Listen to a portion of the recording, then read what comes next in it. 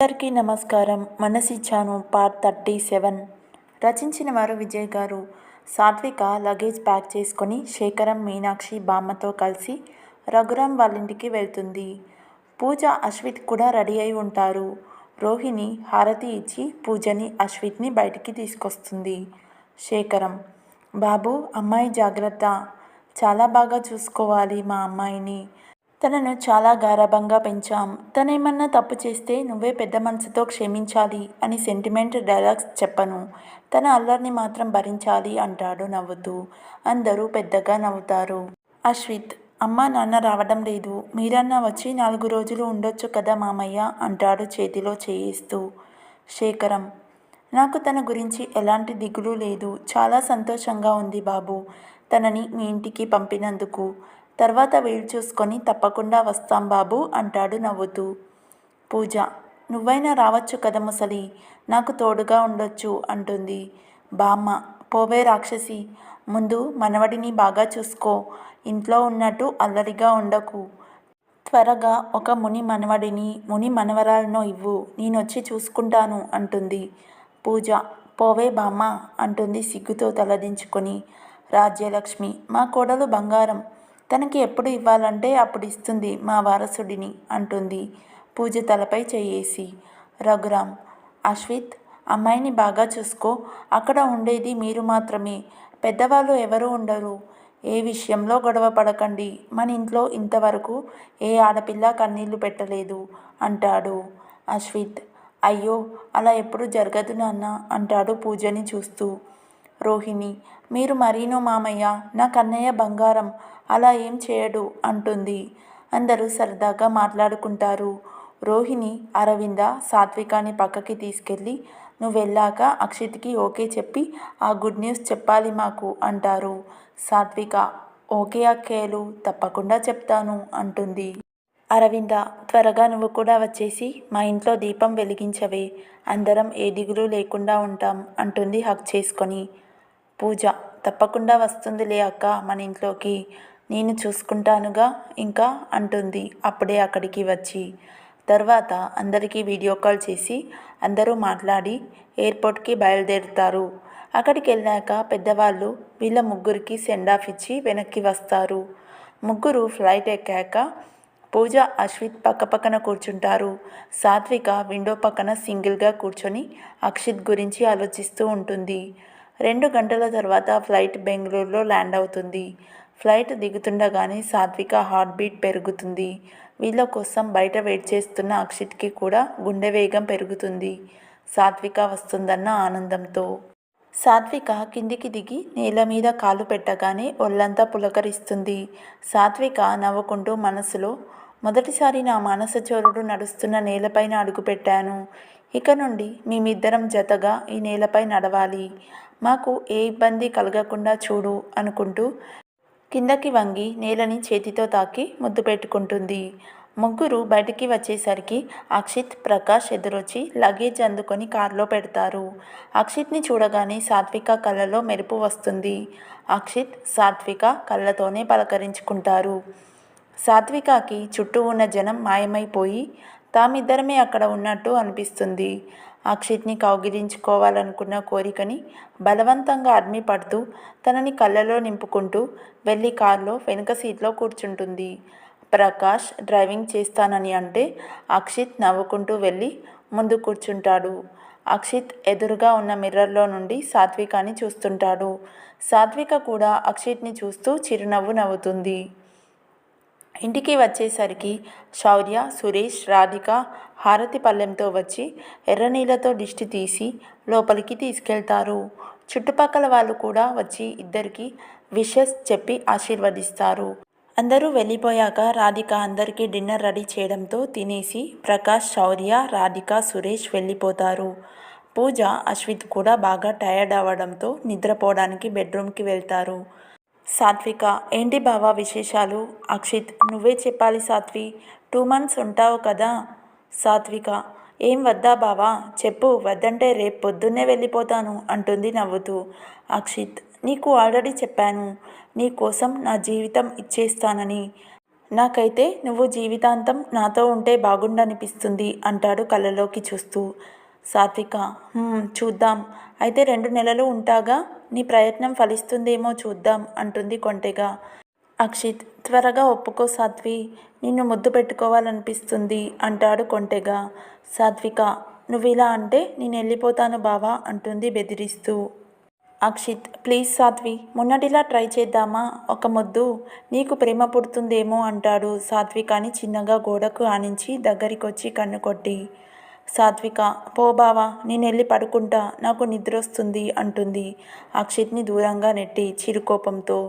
అక్షిత్ సరే సాత్వి, వెళ్ళి పడుకో అంటాడు నవ్వుతూ. సాత్విక గుడ్ నైట్ చెప్పి రూమ్లోకి వెళ్తుంది. ప్రకాష్ ఏరా ఈరోజు ఎలా జరిగింది ఆఫీస్లో అంటాడు శౌర్యతో. శౌర్య బాగానే ఉందిరా, మనం ఏమన్నా వర్క్ చేయాలా ఏంటి, జస్ట్ వెళ్ళి హెల్ప్ చేయడం, డౌట్స్ క్లియర్ చేయడం అంతే. ప్రకాష్ ఇంతకీ నీ లవ్ మ్యాటర్ చెప్పావా.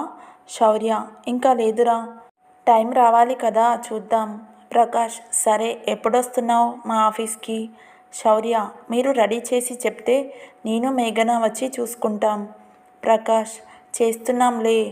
దానికి తోడు అక్షిత్ నన్ను న్యూ రిక్రూట్ బ్యాచ్కి ట్రైనర్గా వేశాడు అంటాడు బాధగా.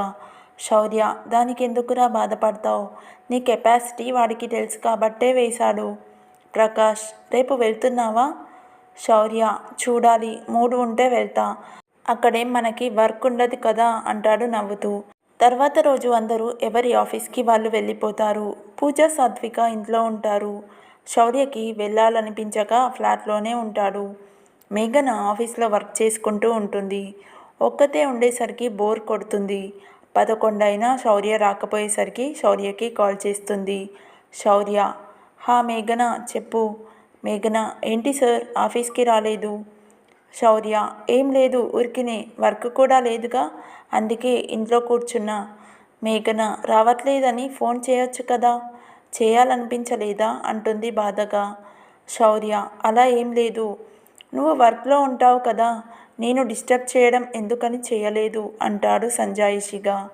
మేఘన సరే సార్, రేపు కలుద్దాం అని పెట్టేస్తుంది. శౌర్య నవ్వుకుంటూ మేఘనాని తలుచుకుంటాడు. మేఘన ఆఫీస్లో కూర్చున్నా కూడా లోన్లీగా అనిపిస్తుంది.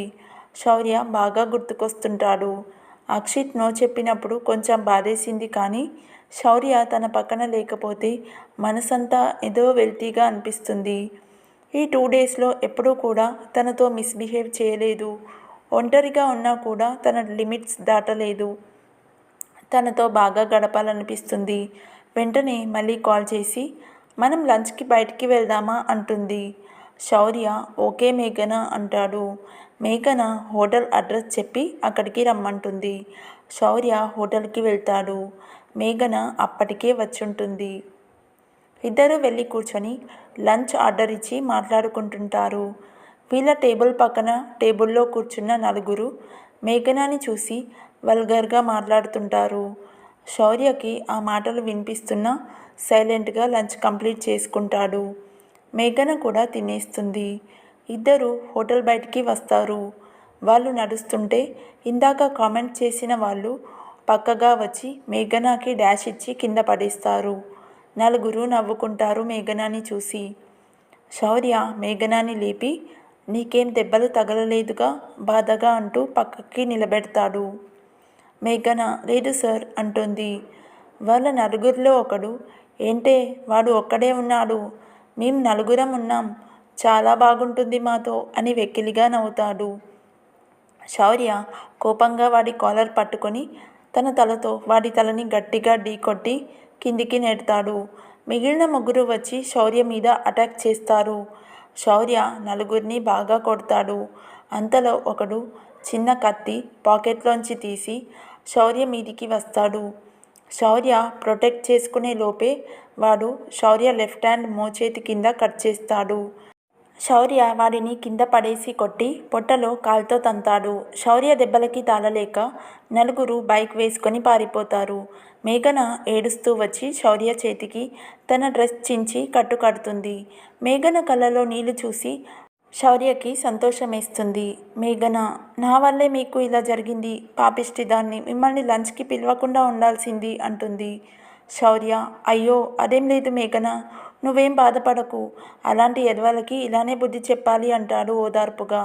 మేఘన, ముందు పదండి హాస్పిటల్కి వెళ్దాం, బ్లీడ్ అవుతుంది అంటుంది. శౌర్య, అంత అవసరం లేదు మేఘన, చిన్న ఇంజూరీని, లైట్గా కట్ అయింది, ఆయింట్మెంట్ పెట్టుకుంటే సరిపోతుంది అంటాడు. మేఘన, ఏంటి లైట్గా కట్ అయ్యేది, చూడండి ఎంత బ్లడ్ పోయిందో, ఏం మాట్లాడకుండా కారు ఎక్కండి అంటుంది మందలింపుగా. శౌర్య తప్పదన్నట్టుగా ఫేస్ పెట్టి కారెక్కి కూర్చుంటాడు. మేఘన ఫాస్ట్గా డ్రైవ్ చేసుకుంటూ హాస్పిటల్కి తీసుకెళ్తుంది. అక్కడికి వెళ్ళగానే తమ ఫ్యామిలీ ఫ్రెండ్ అయిన డాక్టర్ చక్రధర్ ఉంటారు.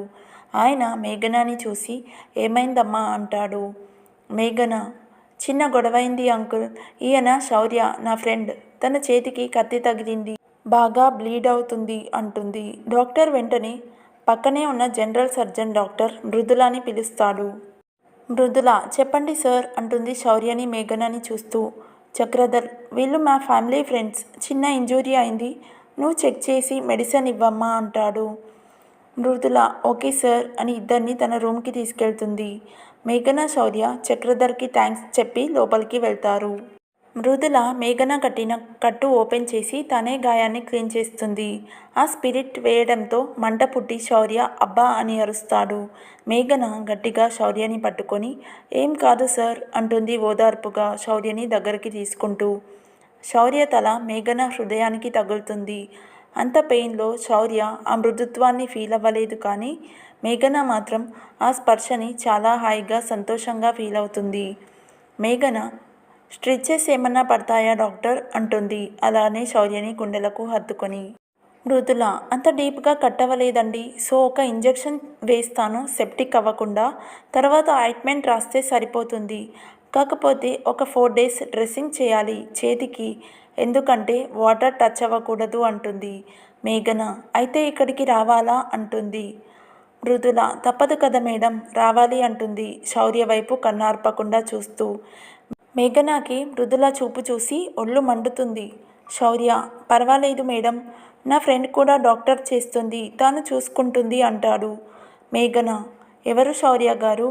శౌర్య, సాత్విక, అక్షిత్ ఫియాన్సీ అంటాడు. మేఘన, ఇంకేమైతే మీరు కట్టు కట్టండి మేడం, ఇంటికి వెళ్ళాక మేము చూసుకుంటాం అంటుంది. మృదుల డిసప్పాయింట్గా ఫేస్ పెట్టి ఆయింట్మెంట్ రాసి కట్టు కడుతుంది. తర్వాత ఇంజెక్షన్ చేస్తానని చెప్తుంది. శౌర్య, అమ్మో వద్దు మేడం, నాకు చాలా భయం అంటాడు. మృదుల, అయ్యో ఏం పెయిన్ ఉండదు సార్, మీరు కళ్ళు మూసుకోండి, నేను చేస్తాను అంటుంది. మేఘన, సార్ అది చాలా చిన్న ఇంజెక్షన్, నొప్పి ఏమీ ఉండదు అంటుంది చేయి పట్టుకొని. మృదుల శౌర్యని షర్ట్ టాప్ 2 బటన్స్ తీయమని చెప్తుంది. శౌర్య ఇంకా తప్పదన్నట్టుగా బటన్స్ తీసి పక్కకి తిరిగి కళ్ళు మూసుకుంటాడు. మృదుల చిన్నగా ఇంజెక్షన్ చేస్తుంది చేతికి. మేఘన శౌర్యని గట్టిగా పట్టుకుంటుంది ఓదార్పుగా. మృదుల, అయిపోయింది సార్ అంటుంది నవ్వుతూ. శౌర్య, థ్యాంక్స్ మేడం, నిజంగానే పెద్ద నొప్పి లేదు, నాకు చిన్నప్పటి నుంచి ఇంజెక్షన్ అంటే భయం అంటాడు నవ్వుతూ. మృదుల, మీ నవ్వు చాలా బాగుంది సార్ అంటుంది. మేఘనాకి ఒళ్ళు మండిపోయి కోపంగా ఒక చూపు చూస్తుంది మృదుల వైపు. మేఘన, ఓకే థ్యాంక్స్ మేడం, మేము బయలుదేరుతాం అంటూ శౌర్య వైపు చూస్తుంది ఇంకా వెళ్దాం అన్నట్టు. శౌర్య కూడా థ్యాంక్స్ చెప్పి బయటికి వచ్చేస్తాడు మేఘనాతో.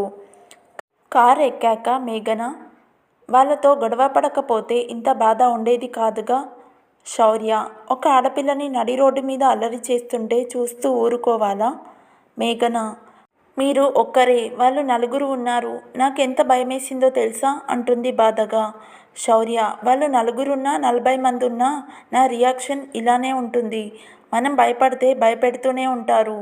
మేఘన, కానీ జరగరానిది జరిగితే మీ పైన ఆధారపడిన వాళ్ళ పరిస్థితి ఏంటి? శౌర్య, మహా అయితే ఏమవుతుంది, చస్తాం అంతేగా, నేను పక్కనుండగా నా అనుకున్న వాళ్ళకి ఇబ్బంది కలగకూడదు అంటాడు. మేఘన సడన్గా కారాపి శౌర్య కళ్ళలోకి చూస్తుంది కన్నీళ్లతో.